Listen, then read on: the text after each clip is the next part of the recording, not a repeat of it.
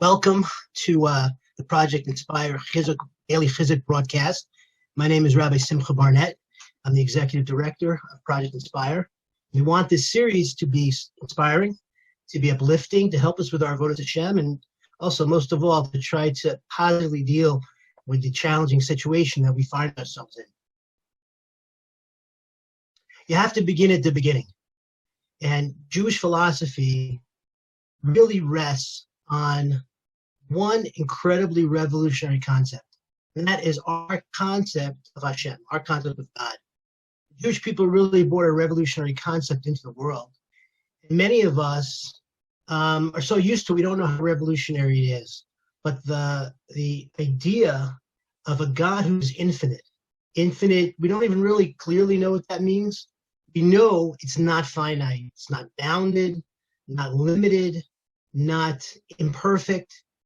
It's perfection. It's unbounded, whole, complete, any superlative you could think of. And from the point of view of that God, a God that is perfect, a God that is infinite, a God that really doesn't need anything from you or I. It's like a billionaire doesn't ask Simcha Barnett for a loan of $1.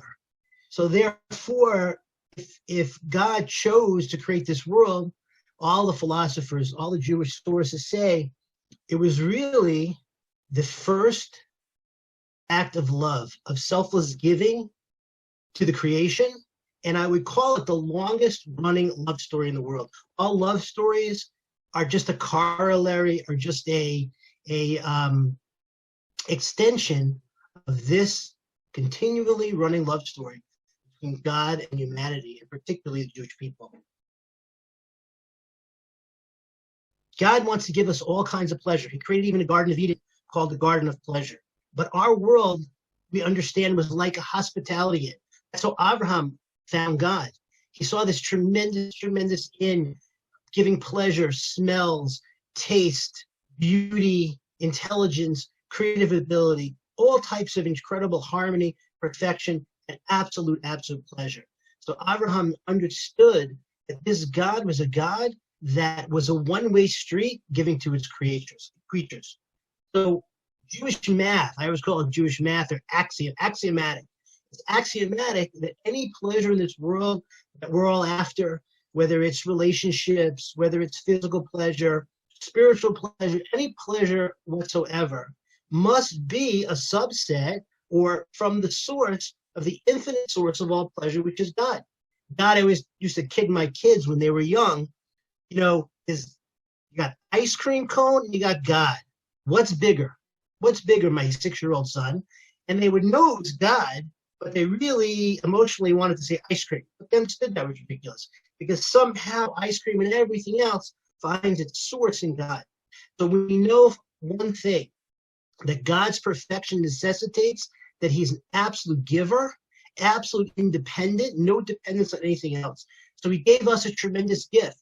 He gave us a power, I would call it a borrowed power, to make ourselves like him, to become independent, to become self-sufficient to the extent that we can. And this tremendous power was the power of creation, the power of free will. Now, I always have a visual example of this, which I kind of like. That, when you get a manufacturer is making washing machines, a toaster oven, an iron, on the box, it has a manufacturer's description, toaster, a washing machine. It tells you what's in the package. Now, imagine you had to make a product designation, a manufacturer's description for man. You put man in a box. What's on that box? Some people have told me they would say man is a thinker. Some would say man is a speaker. Others have told me man's a doer.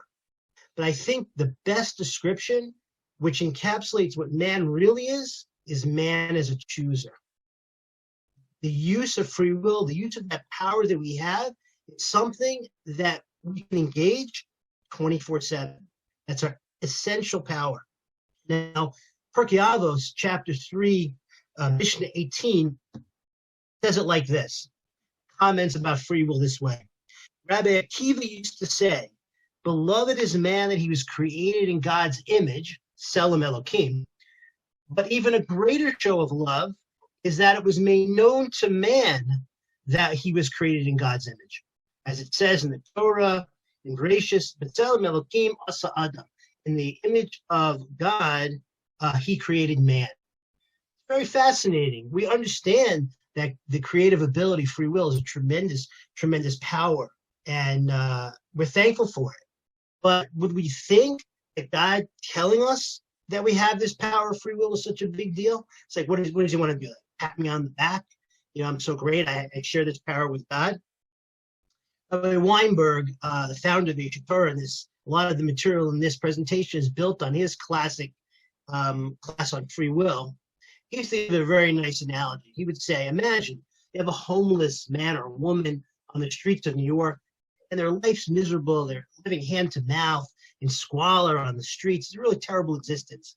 And you see this woman, say, passed out next to her shopping cart, and you're a rich guy and you want to be magnanimous. So you take an envelope with $100,000 in cash and you put it in the bottom of the shopping cart. Now, really, that person, that beggar, is rich, totally rich. Change their entire existence in the blink of an eye. An apartment, hot food, cleanliness, prospects, the whole existence has changed. But when they wake up, do they feel rich in any way? They're still the same beggar with the same problems, stuck in the same cycle of poverty they were before. Because they don't know that they have the ticket to get out of this life that they're living. Now imagine we who have free will, it's more than $100,000. It's millions of dollars in what it can do for us, change our existence, change the course of humanity. And yet we're not necessarily so aware of the power that we have, how it's defined, and how to harness it. At best, I would say most of humanity is woefully underperforming and utilizing this incredibly precious gift. At worst, people are miserable and suffering because they don't know how to harness this incredible, incredible gift. We have to start with a definition. That's the most beautiful thing about Judaism. When I was coming to Torah in my early 20s, one of the things that amazed me about our religion is that most of the concepts that society has a very hazy, poetic idea about, say, freedom, free will, love, Judaism has definitions. Unbelievable, because how can you actually hope to achieve something without a definition? So if you ask people about the definition of free will and you get some answers, most people would start out by saying it's to kind of choose whatever you want to choose. And then if you kind of push them a little bit and you say, well, what about, for example, the choice between vanilla and chocolate ice cream? Is that a free will choice? They say, yeah, it's a free will choice, but they recognize it isn't that important. We share that type of idea of having a preference. We share that with animals. We're programmed. We have certain desires. It's really not a big deal. So when we say free will, we need something a little bit more deep, a little bit more significant. Push a little bit more. People will generally say meaningful choice. Perhaps choices between good and evil, but they're heavier. They're meaningful choices. But when you look into that, with that kind of definition, you're faced with the following problem. How many moments of meaning or of choice between good and evil do you have on a daily basis? I mean, if a person has 6 meaningful moments, you see your baby in the morning, you have a tender connection and you kiss them, and then you have a beautiful interchange with your wife perhaps, and then maybe 3 or 4 hours later, you're helping a colleague and you feel good about it. Perhaps you then go work out and you have your personal best time in the mile that you wanted to run. Whatever it is, if you add up those moments at the end of the day, 6 is like a great day. 10 or 12 is off the charts. If you had to put your God hat on for a minute and you had to design the system, wouldn't you design the system with our most important power operative all the time? Isn't that what the best way to do it? And we know God's not constrained. He has no resource problem, no lack of attention. He can keep in his head all these different people, all the billions around the world. He doesn't have to, split the screen like we are on Zoom. He's got everybody at the same time. You'd think it would be something more constant. Now, if you look at the Torah actually gives a definition, black and white, in Dvarim, just Nitzavim, on free will. Fascinating. And it's in chapter 30, verse 19. Very famous few lines. And I'm going to excerpt it a bit. I have placed before you life and death, blessing and curse, and you shall choose life, charta b'chaim, you shall choose life so that you will live. Choose life so that you will live. Now, that's really something. The Torah is defining free will as a choice between life and death. Now, I wouldn't have thought that. I don't think anybody really, first glance would have thought free will is a struggle between life and death. Who is struggling between life and death on a constant basis?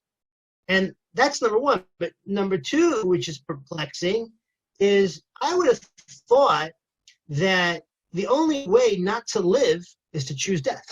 But the Torah says, if we look at it again, it says, choose life so you will live. You have to choose life in order that you will live. I would have thought reverse. Unless I choose death, of course I'm going to live. That's the condition I was in before. That's the condition I'll be in after. Rabbi Weinberg would always point and focus our attention on, unfortunately, what he called the final exit. Unfortunately, there are some people, we're not judging, and it's a terrible thing, that do commit suicide, that do take their lives, that do take that final exit. So we asked, why do they do that? Why do they do that? So he said, typically, it's that the person is overwhelmed with pain, overwhelmed by pain. He loses or she loses a sense of perspective, and the pain is so overwhelming that they need to escape. It's an escape from the pain of life. Again, not judging, far be it for any of us to know any of that type of suffering, but it's an escape from that pain of life. Now, if we look at it that way, we might be able to see a parallel to our own lives. And I would put it like this. We might not commit suicide, take that final exit, but we commit suicide in installments. We often take the easy way out, even in our lexicon of language. You've heard the expression, everybody's heard the expression, killing time. Well, time is life. Killing time is killing life. Dead drunk, person's a zombie, someone's vegging out. All these are expressions of disengagement. So what the Torah is teaching us very powerfully is that we have the opportunity on a moment-to-moment basis to engage or disengage in life. Engage is to choose life. Disengage is to choose death. Now, we might be walking down the street, but if we're disengaging, we're quote-unquote walking dead men. That's the idea. Now, if you think about it, first of all, it's beautiful because it fits our first criteria, and it should be constant. We should have a free will struggle that's constant because every struggle presents an opportunity. Opportunity to be great, opportunity to create my existence and to create the world. So that's the idea of free will. Shakespeare said it so well. A very famous part of Shakespeare, that Hamlet, that we're very used to hearing. To be or not to be, that is the question. Whether to design the arrow just fortune, or to take arms against the sea troubles, and by opposing and to sleep, chance to dream. To be or not to be. That's the minute-to-minute struggle. To live or die, choice by choice, minute by minute, day by day. Rabbi Weinberg used to say, and it really is true, we don't think about this, that the character and the quality of our lives is inexorably following the free will decisions minute to minute. That will dictate who we are. That will dictate who we will become. If we leave a huge amount of that on the table, we're not going to max out. That really defines who we are and who we will become. So how do we become experts at utilizing our free will? And how can it help us deal with the situation that we find ourselves in now? Because I really think it can help us tremendously. Well, the first level, Rabbi Weinberg would say, is get on top of your choices. He would say most of us, many of us through life, all of us, myself included, all of us, bar none, much of our life is spent on autopilot. We eat certain things every day. We go to work in a certain way. We put on a certain radio station. We have a certain habit of that we engage in our work. Have so much of our lives, like you can just, sometimes when you get in your car, you don't even realize you got how you got there. But it's just autopilot. It's not just in our car. It operates over huge areas of our lives. So Rabbi Weinberg would say that, maybe one day, a long time ago, you did make a decision in that area of your life, but you didn't revisit that decision. You didn't dust it off and make it new. So what happens is huge areas of our lives kind of go dead from a free will perspective. He would say, don't let your life run you. You need to run your life. He would call that periscope up. Get your periscope up. Take a look at those areas of your life which kind of just go by themselves and reevaluate them. You might think, this decision I make is a great decision, but I'm going to re-own it and I'm going to revisit it. And periodically you revisit it. How do I spend my time on the way to work? Am I learning something? Am I growing? I keep falling into the same trap with my child. I keep getting into an argument. Maybe I should do something a little bit different. Maybe I shouldn't, keep falling into the same pits that I fall into all the time. So that's the first level. The first level is periscope up. Second level is kind of an offshoot of the first one. And he said, and it was really an amazing kind of surprise to me, because autopilot, I know we live on, but the second level was really fascinating when I heard it for the first time. He said that, we all have social conditioning in our lives. Our parents, our teachers, our rabbis, the world, the media kind of gives us certain ideas about what's true in life. And we kind of run with that. And that becomes sort of the glasses that we see life with. And we really think we're right. The capitalists, the pro-democracy countries thought they were right. The Soviets in the old days in communism, they thought they were right. Everyone thinks they're right. The truth really is they don't think they're right. We don't really think much of it. We don't really think about it very critically at all. We all feel we're right. And when I first heard that, it kind of has to put a shiver up your spine, because how do you know that your facts line up any better than the guy suicide bombing Israel from Iran? How do you know? Now, you kind of think so, but they think so also. But the point is, you really don't think, you didn't think it through. Most of us didn't think it through. We felt it through. And we confused it. And that's really scary. So he would say, not only do you have to, re-look at the things that are on autopilot, you have to kind of also revisit those things which you hold about the world. Social conditioning. We would always joke that one man's social conditioning is another man's brainwashing. If you're a Democrat, you say the Republicans are brainwashed, and the Republicans say, no, we're just socially conditioning our values, and the reverse. Not that Democrats or Republicans right or wrong. That's just how we look at life. We're white, the other guy wears a black hat.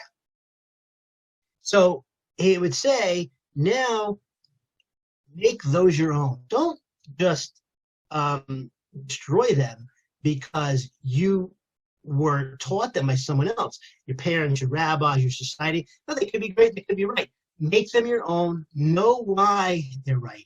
Know why you do them and re-own them. And again, this is your free will re-engaging on a huge swath. Between these two areas, huge areas of our lives can be reclaimed, and we can get on top of it. The third level, though, is where you make your money. This is really the essence of free will. And it's really the idea that a battle is going on inside each one of us. And the rabbis have a story, and they say there was a a great Torah scholar that saw a band of soldiers in the old days coming back from a victory. They were flushed with excitement at a great victory. And he said, "What are you so excited about?" He said, "In this war, if a war between man and another man, another army, if they fight, the victor, if he's not going to come at you again the next day. He's going to give you a respite. He's going to give you time off. In the war, this war that I'm going to talk about, it's automatic. You lose the first battle, right away you're thrown into battle number 2. He said, in the war that I'm going to talk about, usually in a war between two armies, if you run far enough, if you run fast enough, you'll also get some time to regroup. You also can live to fight another day. The war that I'm going to talk about is a war that no matter how far you go, no matter how fast you run, the army is always pursuing. You never get a break. You're never going to be able to stop running and to be stopped being pursued. He said, the worst thing you can have in a battle between two armies, if your enemy is right in your camp, you have traitors and they're in your very camp. He said, the war that I'm going to talk about is a war where the enemy is right in your very camp. They said, what is this war you're talking about? And he said, it's the war between the good inclination and the evil inclination, the Yetzer Hara and the Yetzer Tov. This war is at the fulcrum of free will. Now, it's often associated with our body and our soul. Typically, our soul is associated with our good inclination that wants to be great, that wants to grow, that wants to strive, that wants to be sensitive. That's associated with our spirituality, our neshama, our soul. But typically, our negative inclination, our laziness, our physicality, it's generally associated with our body. Now, I don't want to put the body down because the body has tremendous strength and zest and verve and passion. And the goal really is for the soul to harness the body's incredible capabilities. Very much like a horse and a rider. A horse and a rider, who do you want to have in control? The horse or the rider? Of course, the rider. Because a horse and rider where the horse is in control is out of control.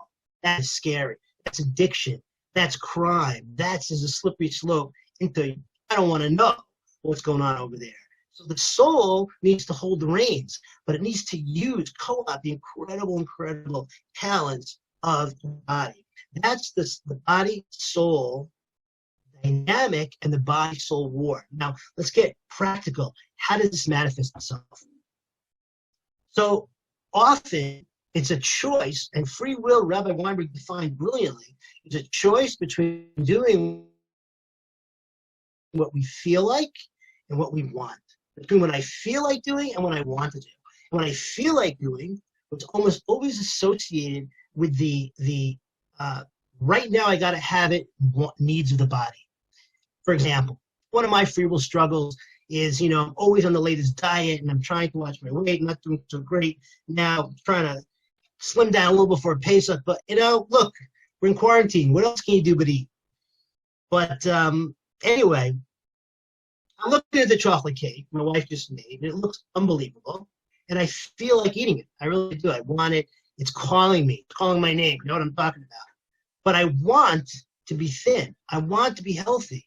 I want to have, energy to play with my kids and to live a long and satisfying life. So you see, I have two opposing tendencies inside of me. I feel like doing something immediate with immediate gratification. I want to do something a little bit long run, a little bit more kind of in a vision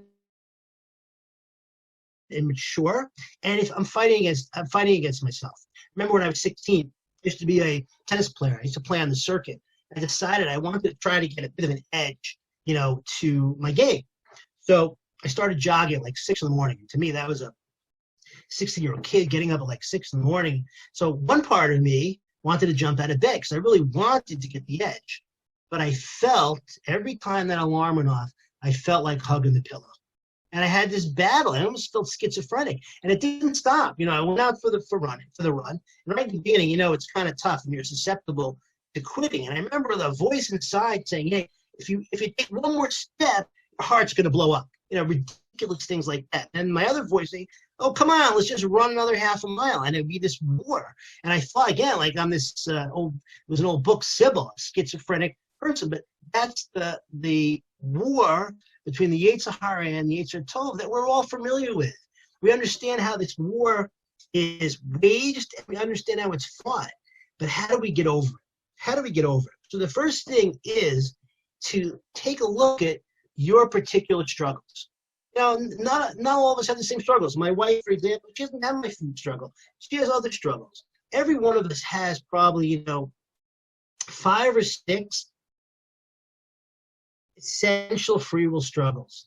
Now, each of them you could kind of say, what does my feel like over here? What do I feel like doing? So for me, I feel like eating the chocolate cake. I want to be in shape. I feel like being sensitive and patient when my mother calls me to talk about her finances, or my wife is asking me something about something, whatever, and I want to do something else. I feel like being sensitive. I feel like being patient, but I want to snap. I want to be sarcastic. That's my kind of free will struggle. I want to listen, but I want to say what I want to say. So each one of us has these free will struggles, because what happens typically is that if we don't recognize them ahead of time, we get ambushed by them. It's kind of like someone's waiting to get you, the enemy's waiting to get you. But if you know these free will struggles, and you kind of know when they're going to come up also, just by a little orally warning preparation, you can try not to fall into it. Now, it's very interesting because there's another statement of the rabbis that kind of goes with this, which I didn't always understand. It said that the evil person, he would fall down and he wouldn't get up. Whereas the tzaddik, the righteous person, would fall down 7 times and he would get up every time. And I think in light of this definition of free will, it kind of makes a lot of sense. And what it means is, I would have thought, a righteous person is someone who does good deeds. A righteous person does righteous deeds. And an evil person does evil deeds. But you know what? That's not how good and evil starts. That's not the basis of good and evil. It's actually more insidious, more frightening.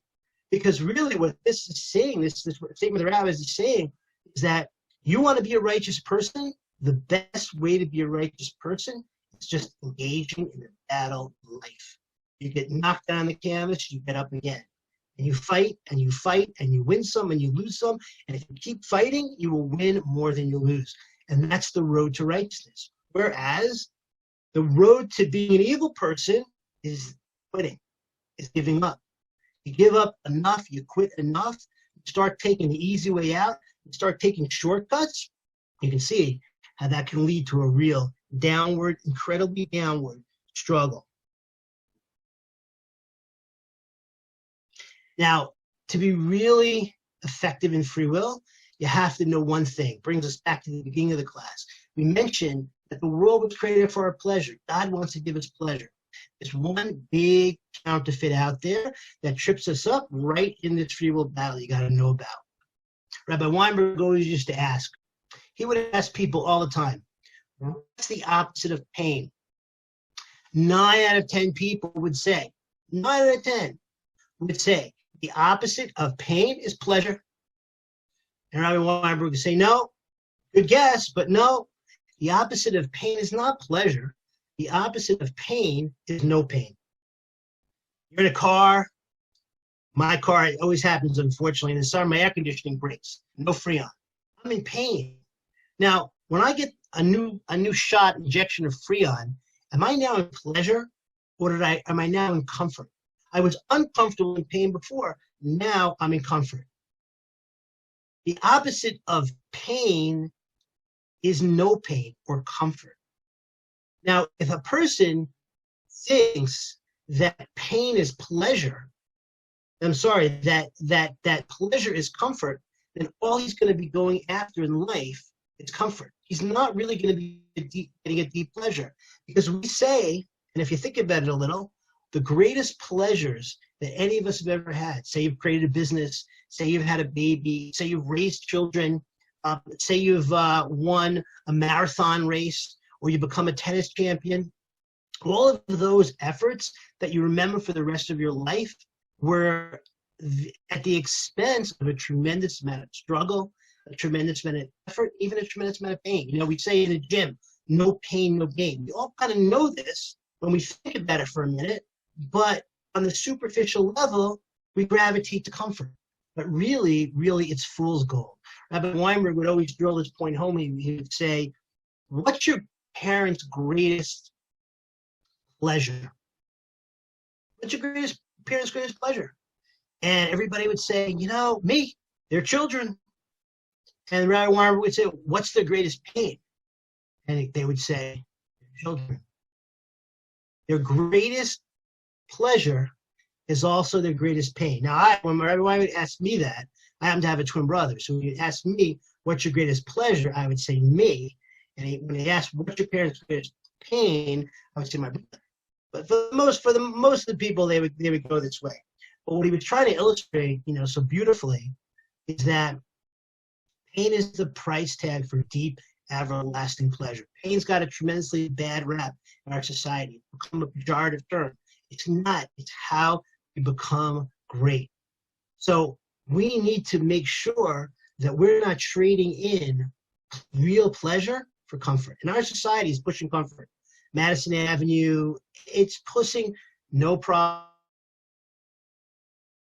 relax, have a beer, in the hammock, just about asleep, on the beach, just about asleep. Even our society, where does it head? What's the ultimate in comfort? Retirement. No problems. No, all my problems are behind me. Flatline. Rabbi Wolbe used to say, flatline is really not good for human beings. When the heart flatlines, you're dead. You got to go up, you got to go down, you got to go up, you got to go down. So we need to know that to be on top of our free will, we have to understand there's a choice between what you feel like doing and what you want to do.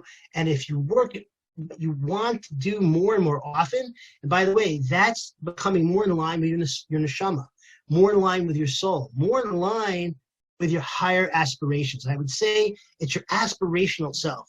The more you know your aspirational self, the more you nurture your aspirational self, the more you fight for your aspirational self. And when you get knocked down to the canvas, you come up. That's the way to be a tremendously self-actualized person and a tremendous righteous person. I want to turn now to the situation we find ourselves in now. About 25 years ago, I had the great privilege to hear on a college program that I was one of the counselors on, you would say, a madrich in Hebrew, Natan Sharansky. And Natan Sharansky, was a famous refusenik in the 80s. He was decorated MK. I forget what he's doing now, but he's the who's who list he is on, and he has done, an author and a statesman and incredibly eloquent. So he was giving a riveting presentation to the student group I was with. And they asked him about being free because he was locked up in Siberia in a cell in solitary for many years. And they couldn't understand, that confinement and what it must have done to him. He said something I'll never forget.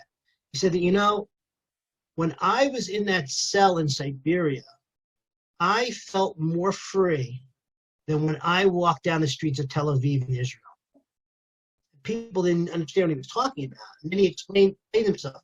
He said, when I'm walking in Tel Aviv, I have a kind of a semblance of freedom. I can kind of go where I want and do what I want to do. It kind of like has this veneer of being free. But I'm on autopilot, as we mentioned before. My life just kind of cascading as it will, in whatever direction it's moving in. Because when I was in that cell, my free will was in front of me 24/7. Am I going to give in to them, the Soviets, or am I going to fight the Soviets? Every single second of the day. Because of my confinement, because these distractions were taken away, I'm focused upon real free will. And I kind of can't help but think that that's what the situation is that we're in right now. You ask everybody, are you free? We're about to go into Passover. Are you a free person? And on one level, no, we're not really free. We can't go to work. We can't go out. We can't do the things that we ordinarily want to do. We're going stir crazy. Of course, we're not free. But when you think about it, what's happened is that our distractions, so many of the distractions, the A to B to C to D to E that my life just progresses on, kind of on its own, has been taken away. And I'm just left with my free will challenges, particularly my challenges with my family. You know, I have a great relationship with my wife, but sometimes we feel like we're two ships passing the night. You know what that's all about. You each have your work to do, and you have a lot on your plate and a lot to accomplish, a lot of people in your lives, and you don't even talk to each other. My mom always can't believe that my wife doesn't tell me, or I don't tell her the things going on. I hear from my mother what's going on with my wife, and the reverse. We laugh about it, but it's sad. So now I have no excuse. My wife's not going anywhere. I'm not going anywhere. How is our relationship? What is our intimacy like? Am I sharing my life with her? Am I just going to go in my office, or am I going to engage with my children? You know, the child, every one of us has one that's a little more difficult than the other, and the others. Am I going to see what that kid's about? Am I going to run? That free will decision is right in front of me. What's my davening going to look like? And when I go to the shul, it's again an autopilot. You know, I now have to make a decision. Am I going to get up for the sunrise service, which I'm really supposed to do? Now that there's no minion around, how much do I want it? How much do I want to understand what those words mean? How much is it moving me? How much am I on top of my religious life, and how much was it just on top of me? Boy, my free will has never been more in front of me than it is now. With each child, I have so much time now, and my work slowed down like a lot of our work has slowed down. What am I going to do to fill the time? Am I just going to look in the news? Am I going to write a couple of classes? Am I going to take on a new project? Am I going to do something I've always wanted to do, and I just never, felt I never had the time? Who am I going to be?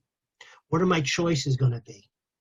I feel this is giving us a tremendous opportunity. It's locking us down, focusing us on all of our battles, all of our struggles with the most important people in our lives. And if we embrace it, we don't run from it, but we choose it. I choose my relationship. I choose my situation. I choose this situation right here that Hashem and God has put me into. I'm not running anywhere. I'm not going anywhere.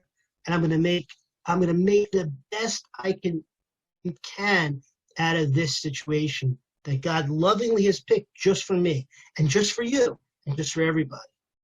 Now, if you look at it that way, you might be able to make the greatest leap personally from the inside, unlocking that incredible power that we all have than we ever could have made back in our lives pre-quarantine.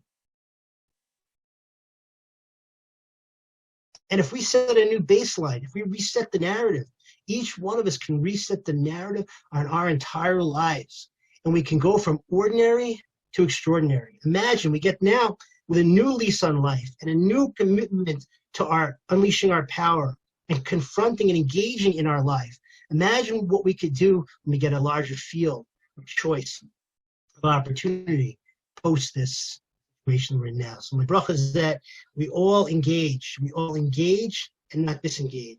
We live, we don't die. Minute by minute, choice by choice. A tzaddik gets knocked down 7 times, he gets up.